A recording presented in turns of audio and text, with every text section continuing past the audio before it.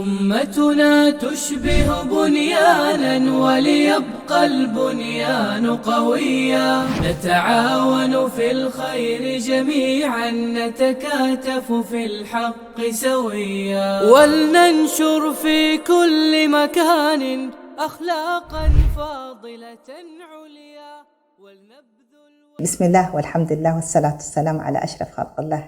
السلام عليكم ورحمة الله تعالى وبركاته.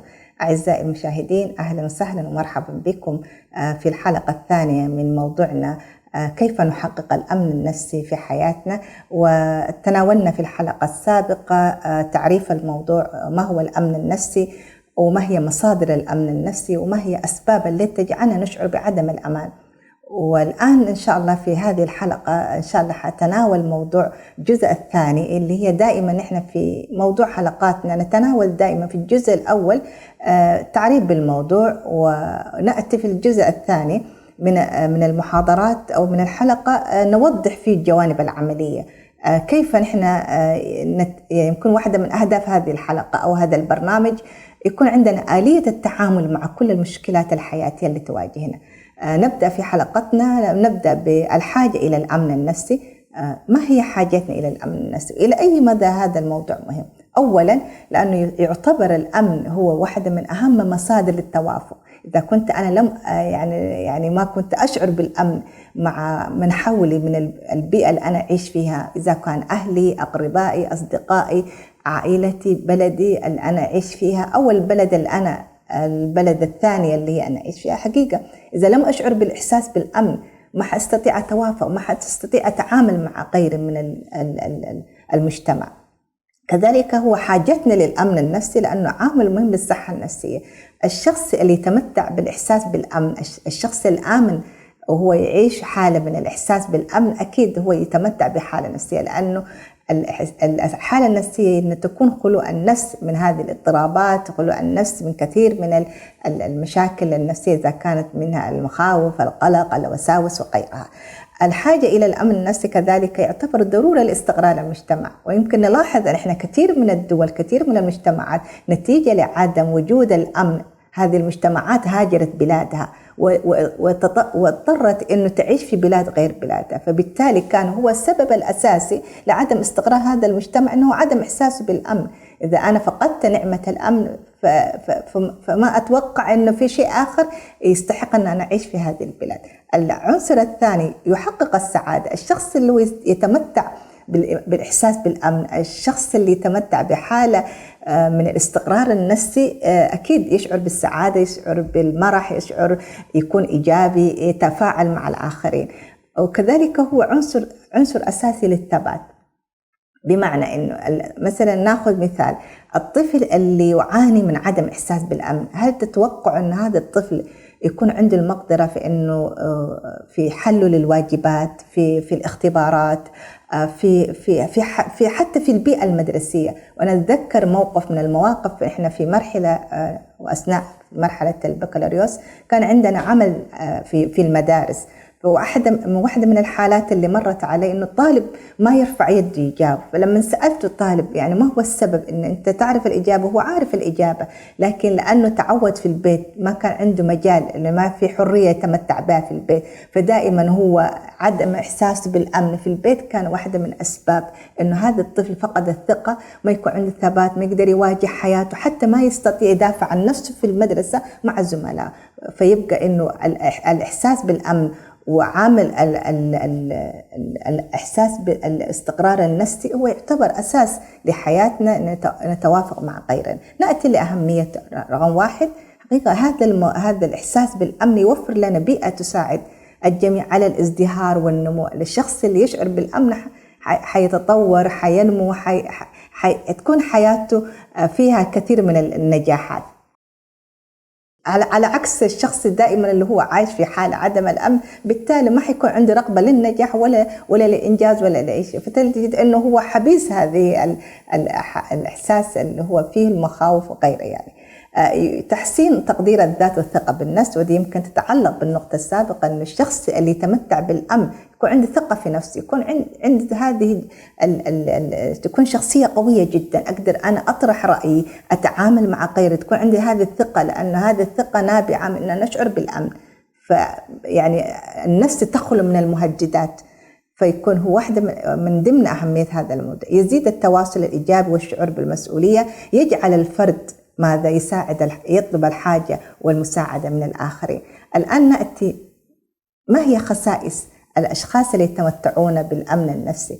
حتى كل واحد مننا يمكن من خلال هذه الخصائص يرى هل هذه تتوفر فينا أم لا. أولا القدرة على تحمل المسؤولية والصمود أمام الأزمات، وهذا ما ذكرناه. إذا يعني يمكن في بلد ما إحنا إذا عانينا من بعد الكوارث، عانينا من بعد الابتلاءات اللي تأتي، إذا الشخص كان يتحلى بالأمن النفسي يستطيع أن يواجه، يستطيع أن يتعامل معه، يكون عنده هذا الشعور، تقبل الذات، تقبل الآخرين، القدرة على العمل واتخاذ أهداف واقعية. هذه تقريبا اللي الشخص اللي يتمتع بالأمن يكون عنده كل هذه المهارات، يكون عنده هذه الخصائص. الآن نأتي ما هي العوامل التي تؤثر في الأمن، بالإحساس بالأمن. عندنا العامل الاجتماعي واللي ذكرناه سابقا، العامل النفسي اللي هو تخلو النفس من كثير من الأمراض، العامل البيئي، العامل الديني، مشاكل حياة جارية.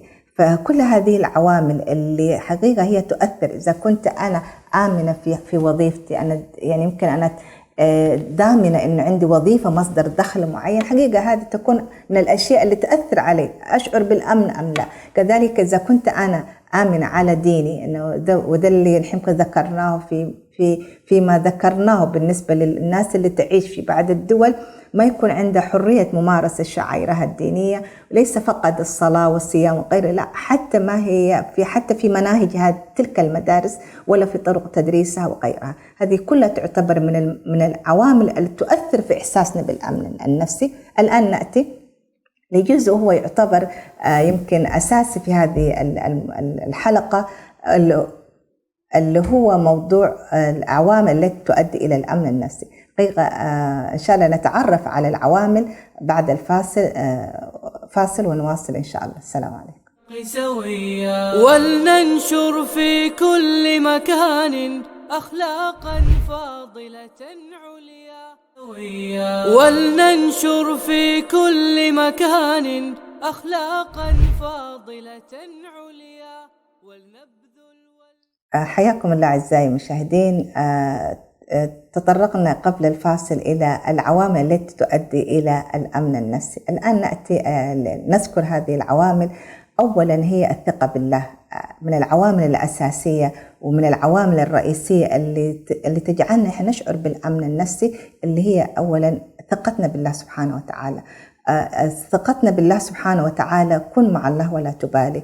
ويمكن وضح يمكن هذه الثقة واضحة جدا في حديث الرسول صلى الله عليه وسلم، في حديث ابن عباس: يا غلام إن علمك كلمات، في نهاية الحديث: واعلم إن الأمة لو اجتمعت على أن ينفعوك لن ينفعوك إلا بشيء قد كتب الله، ولو اجتمعوا على أن يضرك لن يضرك إلا بشيء قد كتب الله عليك، رفعت الأقلام وجفت الصحف. هذا التسليم إلى الله، إن كن مع الله ولا تبالي، إنه لن يصيبنا إلا ما كتب الله لنا. هذا الإحساس بالأمن يستمد، نحن إحساسنا بالأمن يستمد من علاقتنا بالله سبحانه وتعالى.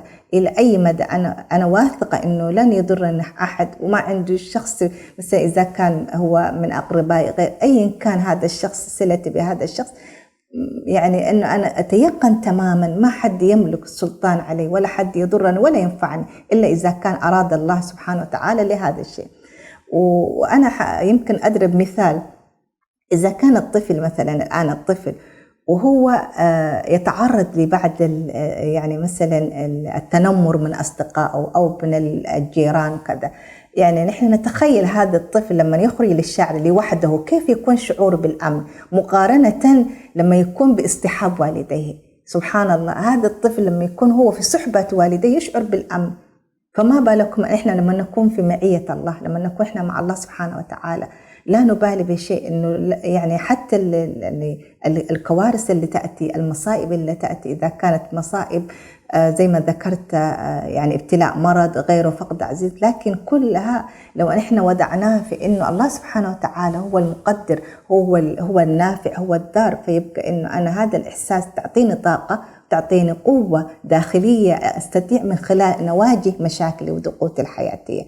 العنصر الثاني من العوامل اللي تساعدنا إحنا نشعر بالأمن النفسي اللي هي عدم أن تكون هنالك، ما يكون في بيئة فيها تنافس، وده اللي يمكن أنا يعني أنصح نفسي وأنصح جميع المشاهدين. إحنا أحيانا بطريقة غير مباشرة نرتكب أخطاء نجعل أبنائنا في حالة تنافس.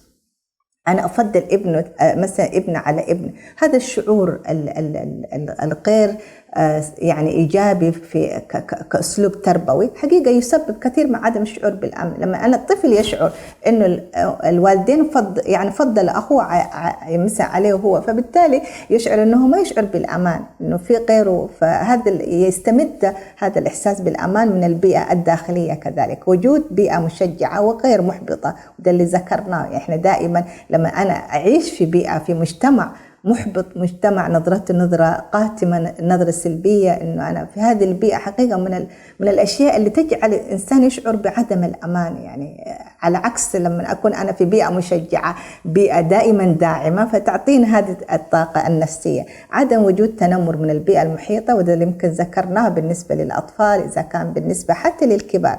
توفير القدرة على التعلم من الخطأ والمشاركة في العمل. ويمكن أنا أتذكر موقف حصل لواحد من الطلاب.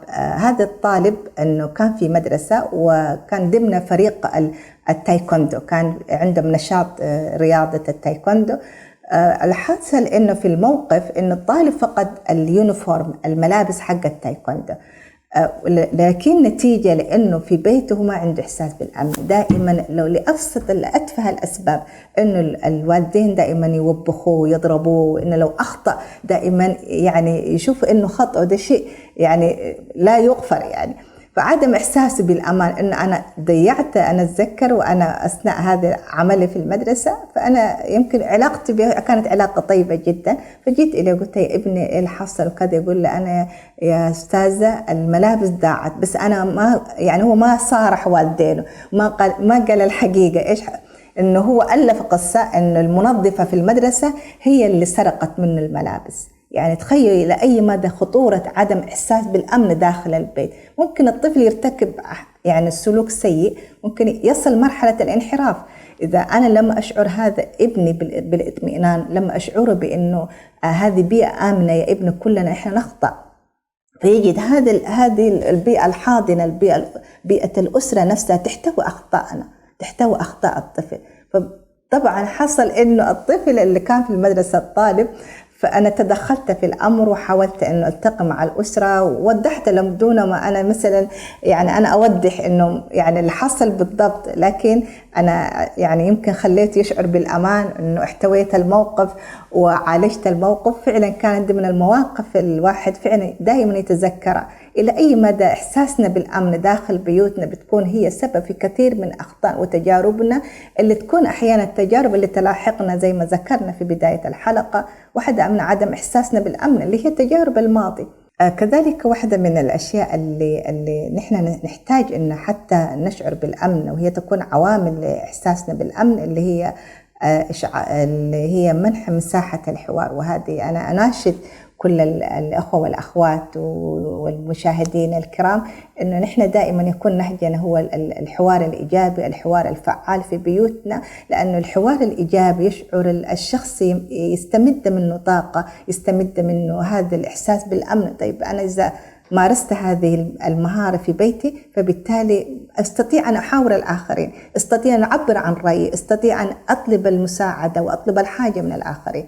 يعني أعزائي المشاهدين، يمكن نحن حاولنا بقدر المستطاع، يعني حقيقة الموضوع كبير جدا، لكن حاولنا بقدر المستطاع أنه نعطي بعض الأفكار، بعض المهارات، بعض الوسائل اللي تجعلنا نحن نتعامل مع نحقق هذا الإحساس، الشعور بالأمن، نحققه في حياتنا، وفي إذا كنا في بيئة عملنا وفي أسرتنا وغيرها. إلى أن نلتقيكم في الحلقة قادمة بإذن تعالى. نستودعكم الله، والسلام عليكم ورحمة الله تعالى وبركاته. أمتنا تشبه بنيانا وليبقى البنيان قويا، نتعاون في الخير جميعا، نتكاتف في الحق سويا، ولننشر في كل مكان أخلاقا فاضلة عليا.